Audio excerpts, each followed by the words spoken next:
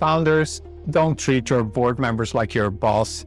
Don't treat them like your teacher either. A board meeting is not a classroom where you're gonna get graded and scolded all the time, unless you want it to be and you inadvertently set it up that way, which too many founders do. I've been there time and time again. I'm there as observers. I'm there as like their independent board member.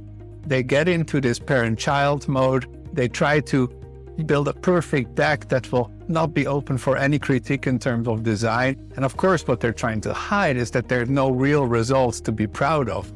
Hiding that information is not going to put people in the right mindset. What you want is for this board member not to be in a scolding mode. You want them to be in a collaborative mode.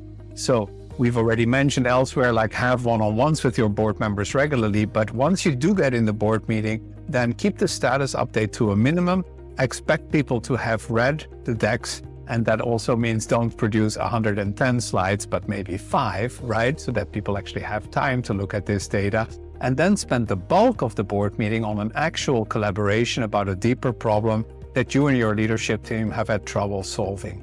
Get people involved, get people to say, what would you do? Doesn't mean you have to do everything they say, but you actually started working instead of a parent-child relationship as an adult-to-adult relationship where everyone can give their input, and you use the board members for what they do best, which is to give advice, to share their context, and to do pattern matching, what they've seen at other companies that really worked.